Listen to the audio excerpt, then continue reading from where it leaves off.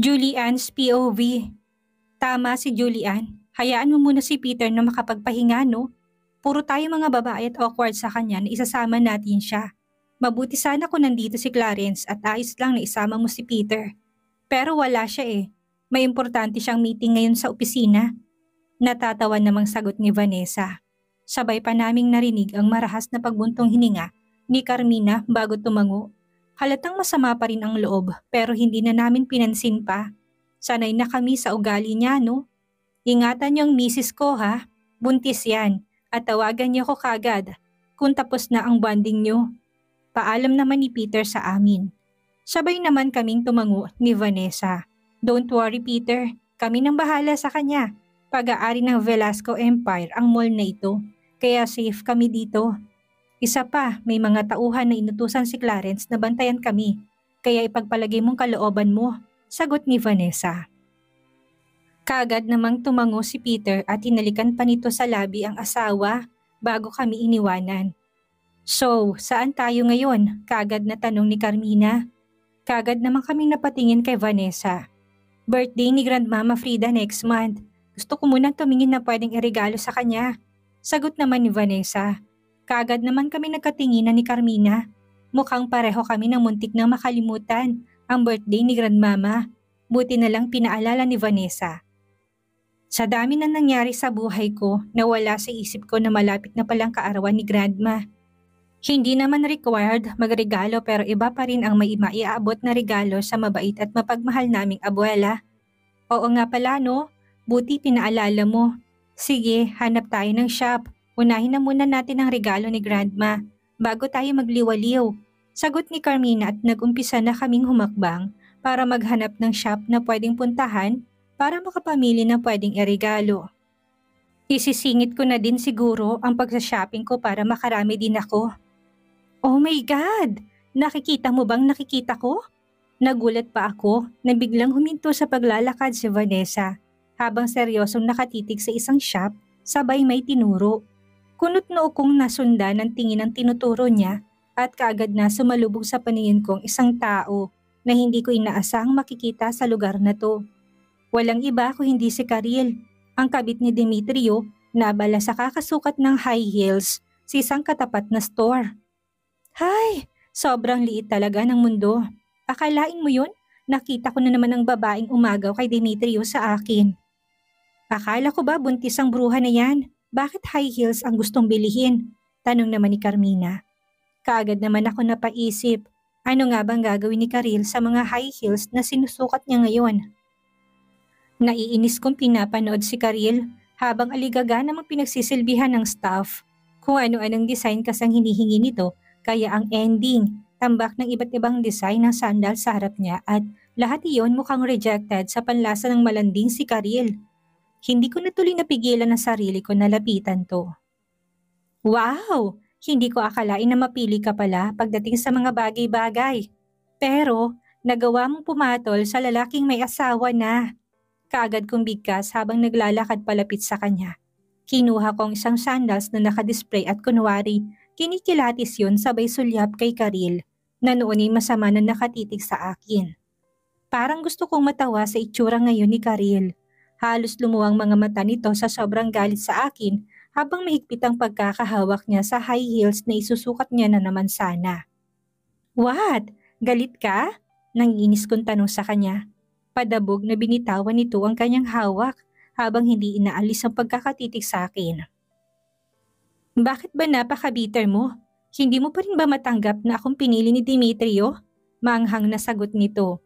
Kaagad naman ako napangisi. Sino nagsabi sa'yo na naghahabol pa rin ako? Sa'yo na siya at kung gusto mo, isaksak mo siya sa baga mo. Total naman yan ang talent na makabit, di ba? Cheap na mga agaw pa. Nakangisi kong sagot sa kanya. Lalo namang nagliyab ang mga mata nito sa galit. Kaagad namang nagdiwang ang kalooban ko sa sobrang tuwa. Mukhang nasagi kong kanyang pride. Galit na talaga eh. Gusto nang manakit? Walang hiya ka. Hindi ako cheap at hindi ako mga agaw dahil una siyang naging akin. Galit na sagot nito. Mataas na din ang tono ng boses nito at nakakaagaw na din kami ng atensyon sa ibang mga shoppers. Napasulya pa ako sa kinaroroonan nila Vanessa at Carmina at kaagad kong napansin na nakatitig sila sa gawin namin ni Karil. Pareho pang nakangiti ang dalawa at halatang excited sa mga susunod na kaganapan na gaganawin ko. Lalo naman akong ginanahan ng mang-asar. Ah, talaga lang ha? Bakit hindi ko yata alam yan? Pakiklaro nga, baka naman naging reserba mo lang si Demetrio sa dami ng lalaking dumaan sa buhay mo. By the way, kanya ba talagang batang nasa sinapupunan mo? Baka naman sa dami ng mga lalaking dumaan sa buhay mo, hindi mo na nalaman kung sino ba talagang tunay na tatay ng batang yan. Nang iinsulto kong sagot sabay titig sa umbok ng kanyang tiyan. Walang hiya ka! Hindi totoo yan! Galit na bigkas nito takmang sasampalin ako, pero kaagad kong nahawakan ang baraso nito. Oops! Walang ganyanan. Alam mo bang kahit kurot, hindi ako nakatikim sa mismong mga magulang ko? Tapos sasampalin lang ako ng kabit ng asawa ko. Ang unfair naman yata ng mundo kung gagawin mo yan sa akin. Galit kong wika sa kanya at kaagad itong itinulak. Nawala ito sa balanse kaya napaupo ito. Narinig ko pa ang pagsinghap ng mga taong nakapaligid sa amin kaya natigilan ako. Oo nga pala, muntis tong kaharap ko. Hindi ko tuloy maiwasan na makaramdam ng kaba lalo na sa isiping baka mapahamak ang pinagbubuntis nito. Malakas ang pagkakatulak ko sa kanya dahil napaupo pa ito sa sahig. Sa lakas ng pagkakatulak ko kay Karil, napaupo pa ito sa sahig na labis kong pinapangamba. Dahil baka kung mapaan ang baby nan sa kanyang sinapupunan. Parang gusto tuloy humiwalay ang kaluluwa ko sa katawang lupa ko sa matinding kabang nararamdaman. Hindi ako ganoon kasamaang tao para pumatay ng bata sa sinapupunan ng kanyang ina. Oo, galit ako kay Karil. Pero ayaw ko madamay ang pinagbubuntis niya. Walang hiya ka talaga. Bakit ba ayaw mo nalang manahimik na malinaw na masayo ang lahat? Ako pinili ni Demetrio, kaya wala ka nang magagawa pa. Galit na sigaw nito sabay tayo. Hindi ko naman maiwasan na magtaka habang nakatitig sa kanyang tiyan. Parang wala lang sa kanyang pagkakatulak ko. Parang hindi man lang ito nasaktan. Inaano ba kita? Ikaw nga dyan ang galit na galit dahil nakita mo ko eh. Natatakot ka ba na baka bumalik sa akin si Demetrio kaya ka nagkakaganyan? Sagot ko naman ng makabawi sa pagkabigla. Hindi ko tuloy maiwasan na mapaisip. Ang galing naman ng bruha na ito. Ni hindi man lang ininda ang malakas na pagkakatulak ko sa kanya. Never na babalik sa'yo si Demetrio, kaya huwag ka nang umasa pa. Ako nang mahal niya kaya tsupi ka na sa buhay niya. Magpa-file na siya ng divorce sa'yo kaya hintayin mo. Sagot naman ito. Eh di wow, ikaw nang mahal niya? Baka alam ko't pakisabi sa kanya na bilis-bilisan niya mag-file ng divorce. Dahil kapag akong mainip, pareho ko talaga kayo ipapakulong. Galit kong sigaw sa kanya. Kagad naman itong natameme at namutla. Takot palang bruha na to kapag kulungan ng pag-uusapan eh. O diba, parang nalunok niya na sarili niyang laway. Biglang nanahimik eh. Hindi na sumagot pa si Karil kaya tinuon ko ng buo kong atensyon sa mga bagay na nakadisplay dito sa shop. Parang tuod na nakasunod lang ang tingin nito sa lahat ng gagawin ko. Kaya muli ko tong binalingan ng tingin at inisihan. Parang hindi pa rin umuhupang inis na nararamdaman nito sa akin base na rin sa kanyang itsura ngayon. Nasa mood pa naman ako namang inis, kaya pagbibigyan ko talaga siya. Wala ka pa bang napipili? Tingin ko kanina mo pa iniistorbo mga staff dito. Hindi ka ba binigyan ni Demetrio ng budget pang shopping? Nanguuyam kong tanong sa kanya. Kaagad ko napansin ang pamumula ng mukha nito. Hindi ko na naman maiwasang matawa dahil hindi ito nakasagot. Halatang napahiya sa sinabi ko. Kaya kaagad kong binalingan ng tingin ng staff na nag-a-assist sa kanya kanina. Na nasa akin na din ang buong atensyon para alalayan ako sa mga bagay na gusto kong bilhin. Nasaan bang manager dito? Bakit hinahayaan nyo na may tumambay sa shop nyo na hindi naman pala bibili? Sa dami ng sinukat niya kanina natakot tuloy ako na baka magkalat siya ng germs nakakatihan. Kawawa naman ng mga customers na mahahawa niya. Wika ako sa staff. Nilakasan ko talaga ang boses ko para lalong inisin si Karil. Isa pa, gusto ko ding madinig ng ibang mga shoppers ang mga sinasabi ko. In short, gusto ko talagang ipahiya si Karil sa lahat ng makaganti man lang ako sa lahat ng sakit ng kalooban na binigay niya sa akin noon. Walang hiya ka. Wala kang pakialam kung tatambay ako dito. Isa pa, hindi ako makate. Bitter ka lang dahil ipinagpalit ka ni Demetrio sa akin. Sagot nito na naging bulong-bulungan sa paligid namin. Ang kapal talaga ng mukha ng babaeng ito. Pinagmamalaki pa talaga sa lahat ang pagiging kabit niya. Ouch! Nag-react? Tinamaan ba? Bakit hindi ka na lang kaya umalis dito? Nagiging kahiya-hiya ka na dito. Wala ka namang budget na pambili sa mga sinusukat mo dahil alam kong hindi ka binigyan ng pera ng ex-husband ko. Nang iinsulto kong wika at muling tinuod ng atensyon sa mga items na nasa harap ko.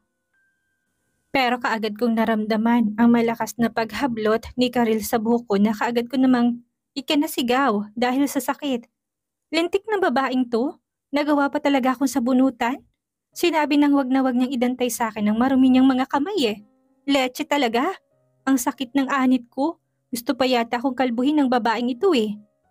Abala ko sa kakapiglas para tanggalin ang kamay ni Karil sa buhok ko nang marinig ko ang galit na boses ng taong biglang dumating. Nagulat ako dahil hindi ko to inaasahan. Karil, stop it!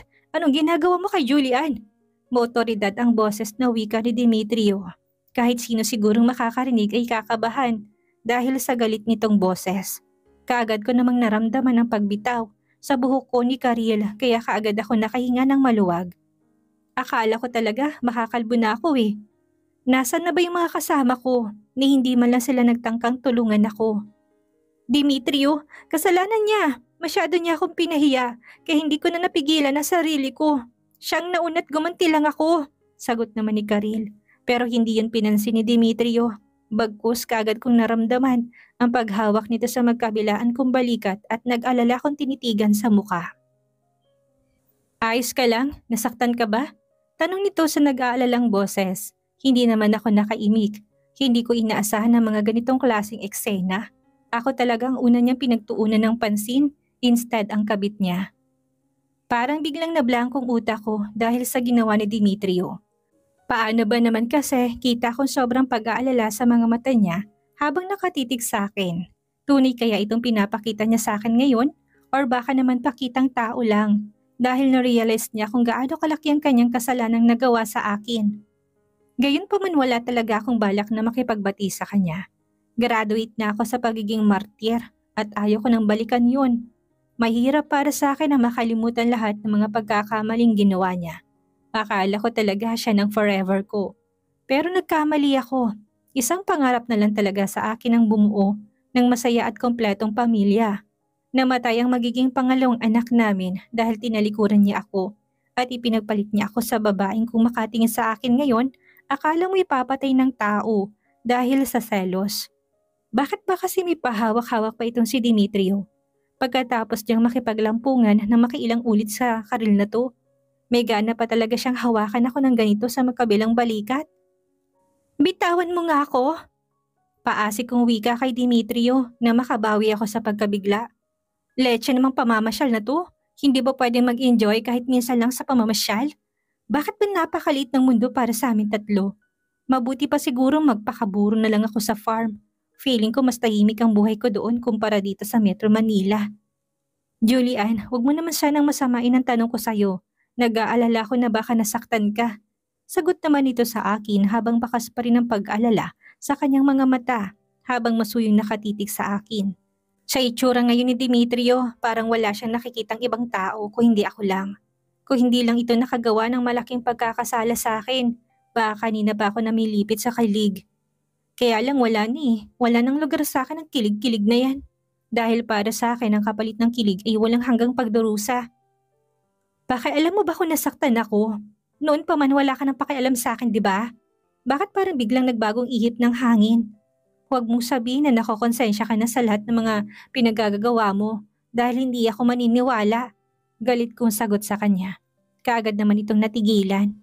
Kita kong pait na nakaguhit sa kanyang mga mata habang hindi pa rin inaalis ang pagkakatitig sa akin. Alam kong hanggang ngayon galit ka pa rin sa akin at hindi kita masisisi. Aware ako na masyado ako naging unfair sa'yo.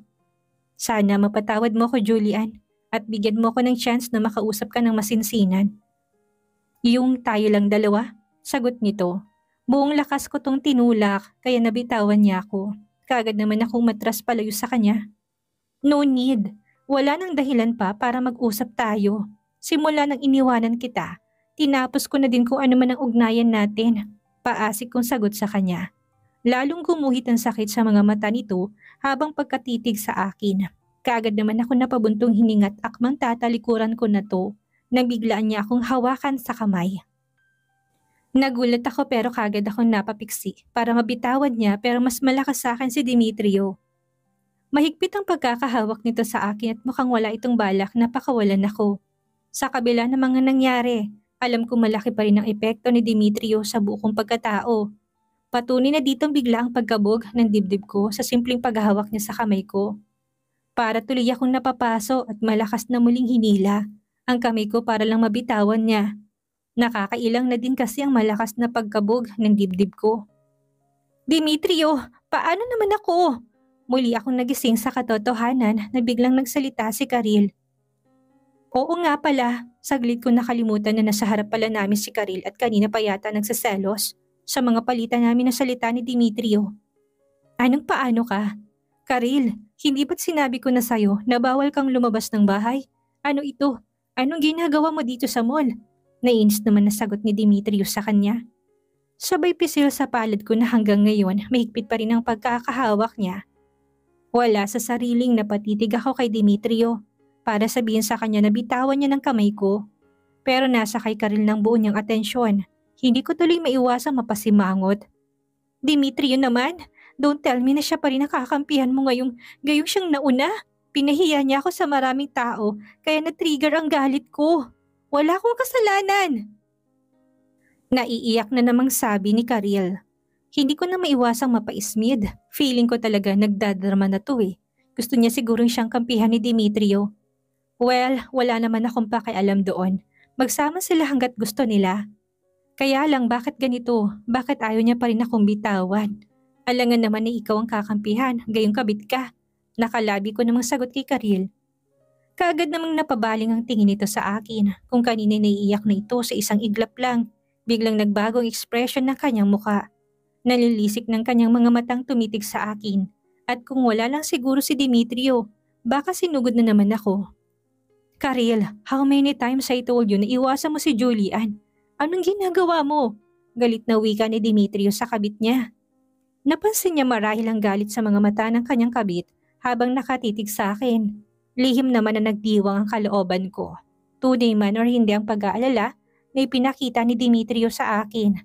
Wala na akong pakialam pa. Masaya ako na nakikita nagsiselos ngayon si Karil. Tama lang yan dahil gusto ko ring maramdaman niya kung anong naramdaman ko noong inagaw niya sa akin si Demetrio. Mag-sorry ka sa kanya. Pautos na wika ni Demetrio kay Karil. Parang gusto ko na namang matawa dahil parang batang nagpapadyak sa sahig si Kabet. Hahawak pa sana to sa braso ni Demetrio pero kagad tong nakaiwas. Pigil ko naman ang sarili kong matawa lalo nang mapansin kong pagkadismaya sa mukha ng malanding Kabet. I am waiting, mag-sorry ka sa kanya. Muling utos ni Demetrio kay Karil habang mahigpit pa rin ang pagkakahawak niya sa kamay ko. Gustuhin ko mang kumawala sa pagkakahawak ni Demetrio pero ayaw niya talaga akong bitawan. Bakit ba kailangan niya pang pilitin na mag-sorry isang tao kung hindi naman bukal sa kalooban? Isa pa, hindi kayang burahin ng sorry ang lahat ng mga pasakit na ginawa nila sa akin ng malanding Karil na yan. Demetrio, no! Wala akong kasalanang ginawa kaya bakit ako magsusorry sa kanya? Nag-aalburuto namang sagot ni Karil. Matalim naman itong tinitingnan ni Demetrio sabay hila dito papunta sa harap ko. Mukhang seryoso talaga si Demetrio na pagsorohin. Ang kanyang kabit. Para ano pa, feeling niya siguro mababawasan lahat ng mga pagkakamali na nagawa nila sa akin kung sakaling sundin siya ni Karil. Kahit na pareho pa silang lumuhod sa harapan ko, hindi ko talaga sila mapapatawad. Minsan ko na siyang inunawa noon, minsan na din akong umasa na magiging maayos pang pamilya namin. Pero nabigo ako. Kahit na magbago pa siguro si Demetrio, hindi na mabubura pang pagtataksil na ginawa niya sa akin. No need. Hindi ko kailangan na sorry niya. Masyado na nasayang ang oras ko dahil sa kapritsyo ng kabit mo. Pagsabihan mo siya na sa susunod na mag-cruise ang landas namin, marunong siyang lumugar kung saan siya nababagay. Seryosong wika ako kay Demetrio, kaya muli itong napatitig sa akin. I am sorry sa mga nangyari. Promise, aayusin ko to, sagot nito. Kaagad naman ako napairap. Ano pa bang aayusin niya? Wala na. Sirang-sira ng pamilya namin at hindi na mabubuo kahit na anong gawin niya. Galit ko itong tinitigan bago ko malakas na hinilang kamay ko. Sa pagkakataon na to, binitawan niya na ako kaya naman matalim kong sinulyapan si Karil at taas noo ko silang tinalikuran. Wala din naman akong mapapala kung patuloy ako makikipag-usap sa kanila. Sinasayang ko lang ang oras ko sa walang kabuluhang bagay. Diretso na akong naglakad patungong counter kung saan naabutan ko pa sila Vanessa at Carmina na nagbabayad na rin sa kanilang mga pinamili. Parang gusto ko na tuloy magtampo sa kanila. Imagine, nagawa pa pala nilang makapag-shopping sa kabila ng struggle na naranasan ko kani-kanina lang. Dan? Kagad na tanong ni Carmina nang mapansin niyang presensya ko sa likuran nila. Kung makatanong, akala mo simple lang ginawa kong pakikibaka. Hindi man lang nila ako tinulungan. Muntik na nga sana ako makalbo ni Karil na yun kung hindi lang dumating si Demetrio. Not yet. Dumating si Demetrio eh. Magtutuos pa kami ng Karil na yan sa mga susunod na araw. Hindi ko siya lulubayan hanggat hindi ko malalaman kung anong sekreto niya. Makahulugan ko sagot kay Carmina. Kaagad naman itong natawa at pasimpleng sumulyap sa kinaroroonan nila Demetrio at Karil na noon parang nag-aaway na. Mula sa kinaroroonan namin, kitang-kita kong pamumula ng mukha ni Demetrio sa sobrang galit. Mukhang alam ko ng ibig mong sabihin ha? Gusto mo bang tulungan kita na alamin kung ano nga bang sekreto ng babaeng yan? Nakakangiti namang sagot nito. Lalo namang lumapad ang ngiti sa labi ko. Sure, napansin mo naman siguro kung gaano kalakas ang pagkakatulak ko sa kanya kanina, di ba? Ni hindi man lang siya umaray kahit buntis siya. Palagay mo, buntis ba talagang hitad na yan? Halos pabulong ko na tanong kay Carmina. Natawa naman ito kaya naman kaagad ko itong pinandilatan. I don't know, pero nakita din namin yun kanina. Pareho pa nga napataas yung kilay naming dalawa ni Vanessa eh. Sagot naman ito. Muli naman ako napalingon kina Demetrio at Karil pero napansin kong hila-hila na ni Demetrio ang kabit niya palabas ng shop. Hindi ko maiwasang mapataas ang aking kilay.